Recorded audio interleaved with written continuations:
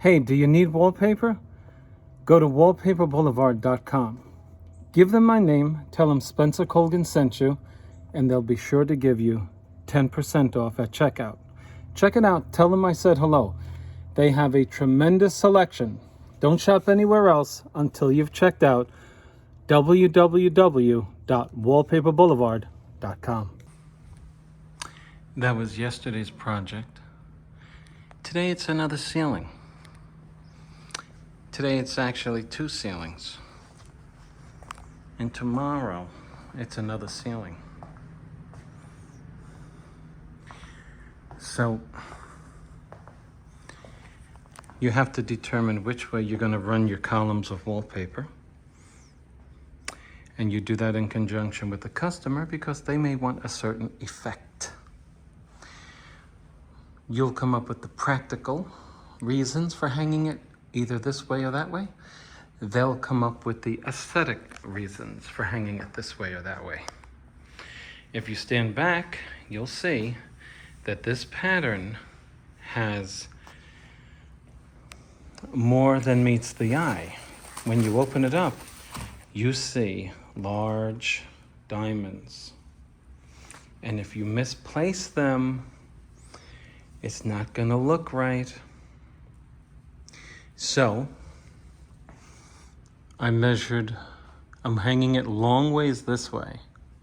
I measured from here to there, took that number, which is 123 inches from here to there. I divided that number, made it the numerator, and made the width of this the denominator. And I came up with the number 6. 1, 2, 3, etc.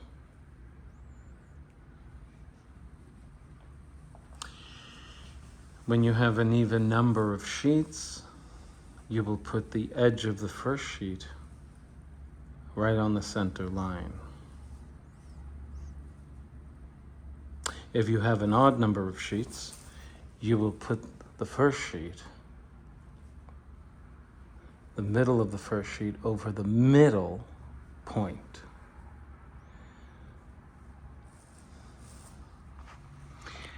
Now, when you're doing a ceiling, unlike the wall that we did yesterday, we don't care about the bottom as much as we do the top. But we took it into consideration. Remember, we laid it out on the floor? And we took care of business. We took the time to see, we want birds at the top and at the bottom. And that's what we did. You must do it on a ceiling. Because when you're looking at a ceiling, you see the whole thing. There's no couches in the way. You're disinclined to look down as much as you look center and up on a wall. A ceiling has another consideration, and that is that not only must it be symmetrical this way, but it must also be symmetrical this way. The diamond that you see here, if it is whole, W-H-O-L-E, at that point, it must be whole at the bottom, because there is no bottom. So we need symmetry. The way to do that is to find the number of inches. It is from here to there. Cut your first sheet with that in mind, making sure that the center of the sheet is marked with a pencil or whatever else and goes in the center of the point where this side and this side come to its center. And if you do that, you'll have an equal amount of pattern at the top and at the bottom. Okay, so I'm going to measure this. lay out my wallpaper here, and find out, take my tape measure and move it up and down to find symmetry at the top and at the bottom, and then mark my center point on the paper. I'm on the ladder. My midpoint, as I was just describing, is 105 and a half. If I take that in half, I get 52 3/4, and I will simply measure from there to there and come up with a line demarking the center. And as I said, the center of the the center of any of those sheets will be along the latitudinal line of my center point. If you don't understand that, please open a bottle of red wine, consume at least 8 ounces, and come back and listen to this again. My center line is now marked right there. Okay. And if I'm a good guy, I'll go over and mark it over there, but I don't need to. As long as I keep my wallpaper straight. Now here's the deal. Is this a square? We're gonna find out. I just did what I had to do to make sure that you'll have the same wallpaper pattern here and there and there and here, but the folks who built this frame are the only, we'll see how they did. If it does not come out where the pattern is showing symmetry, well, you've done your job. I've done my job, okay? Please refer to Spencer Colgan, How to Hang Wallpaper on a Ceiling, to see very good layouts after following this method. Let's talk about setting up the scaffold. After making mistakes repeatedly on this, myself making the mistakes, setting up the scaffold too high, I learned that the point at which you're standing on a scaffold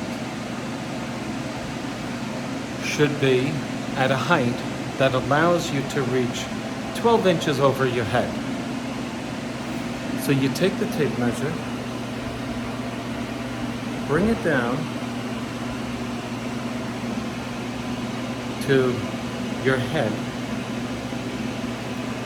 add a foot to it, and that should tell you that you'll be able to reach the ceiling comfortably. So the platform of the scaffold when it's set up, because once you set it up, it's very hard to get it detached alone, you know, working yourself. So if you're 6 feet, you don't want it set where your head is touching the ceiling at 6 feet. You want it where it's a foot below 6 feet, so that you can reach over your head a foot. That's the way I do it, because working overhead is very hard. It causes a lot of stress here, and there too. So bring it down a foot below your height, if that makes you comfortable. I think it will. Now, if you have alligator arms, which is a condition of the reptile, crocodiles and alligators, we had a sergeant at work up in New York. They called them alligator arms. And I said, what's that? They said he never puts his hands in his pocket. He didn't like to pay for anything. Alligator arms. Can't reach. So, I'm joking, but okay. So, you measure from the ceiling all the way down until you get to 1 foot past the height of your body. Now if you have a flat top, it'll work in your favor because you can measure right there. Okay. If my calculations are correct, then this platform should be about 7 feet from the ceiling. Okay? 7 feet. Oh, goodness, I just tripped. Ah, boy. So, 1, 2, 3, 4, 5, 6. Yeah, I think my head will just be under that. Let's see. The first time I stand on these things, oh boy, I don't like it. I always wonder, did I do it right? And lo and behold, I'm at the perfect height. Let me show you. See that?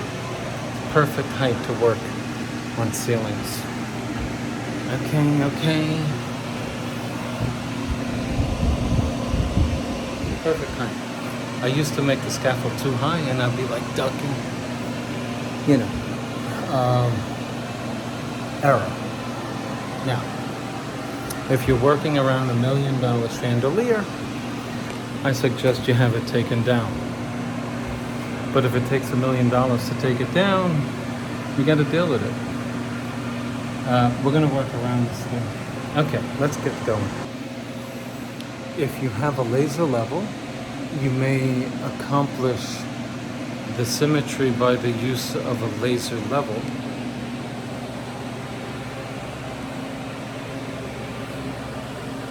By sending a laser line up through the center point. Or you could accomplish it with a graphite pencil too. You don't need this. I extended my tape measure out the full length of the wallpaper I will need. And that's 105.5 inches, right?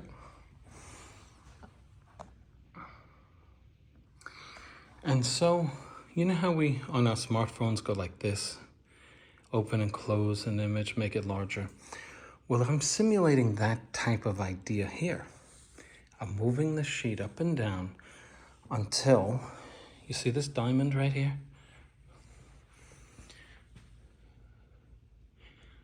I am at the end of the diamond, right at this point. And if I go down 105 inches, if you stand back, you can see the diamond here. Wow, it's hard to see. See it forming now? See this thing? And that's where I'm ending it. Okay?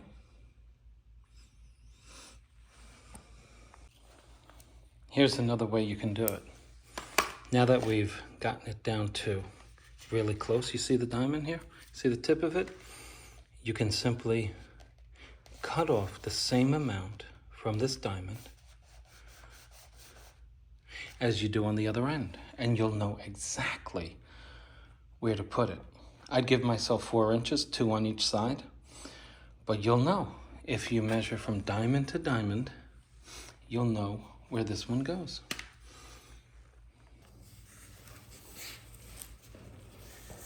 It's a paste the wall product.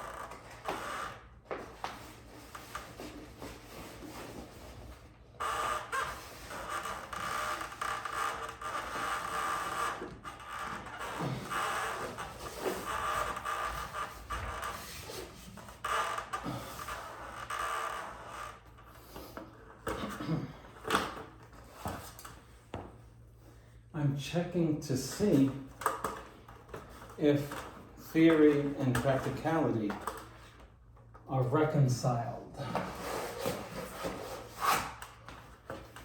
Is my theory correct? Alright. Alright.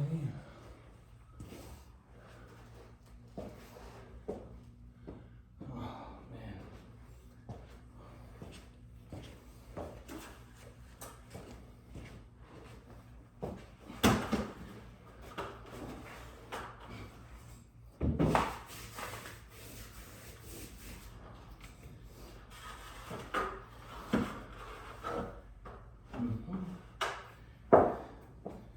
Tip of it.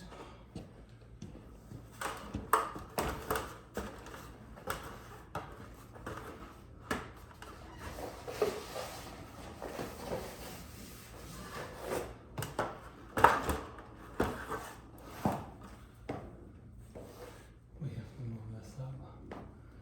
Okay. Nope, we have to move it.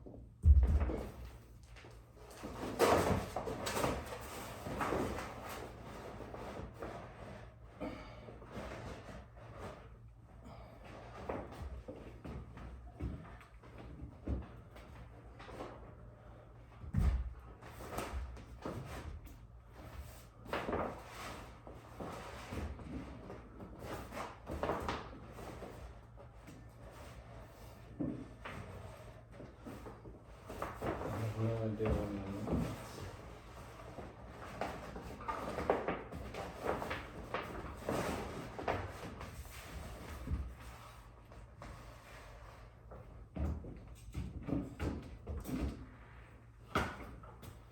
Big line. Oh, the ladder's in the way.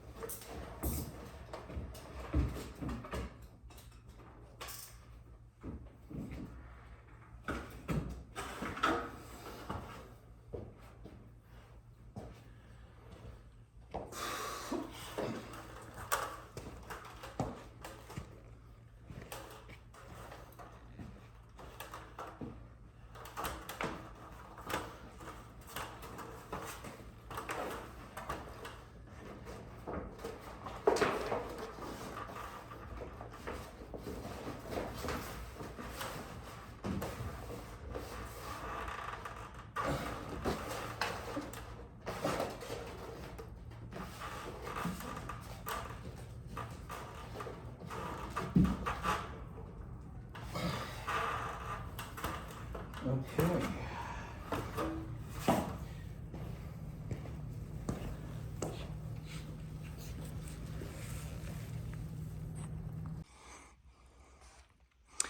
Once you get the first sheet on a ceiling, The hardest part is truly over. If you mess up the first sheet, the rest of the job is messed up. Now, examine for symmetry.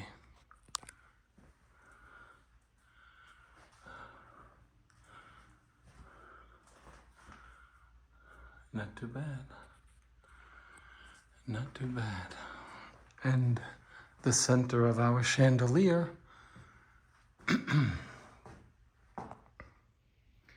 is the center of our paper. Not too bad.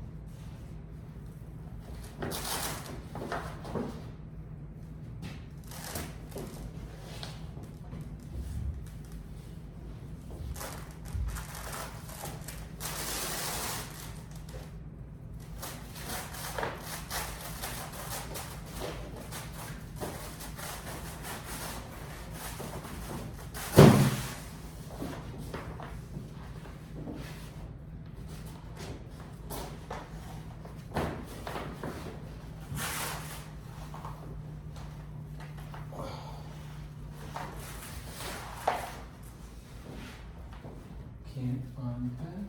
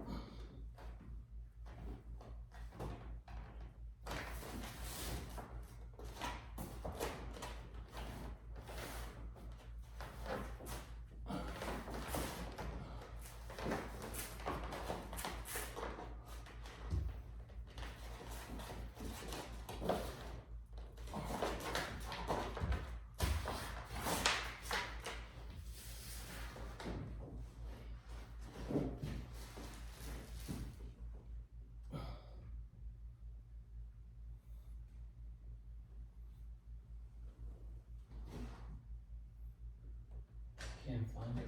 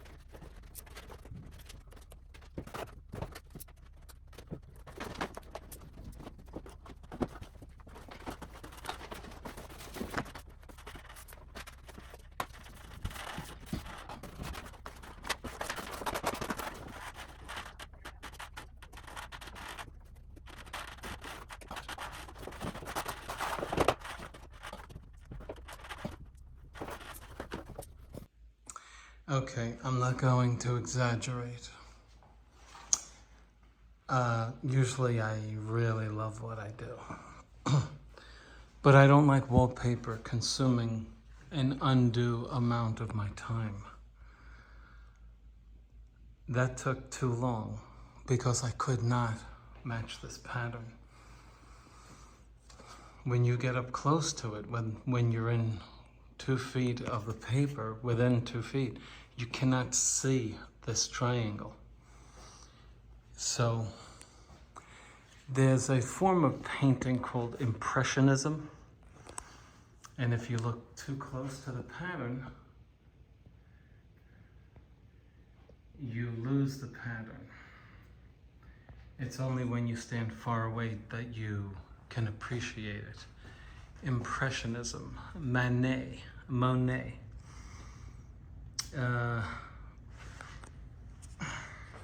Not a big fan of it, but that's what it reminds me of.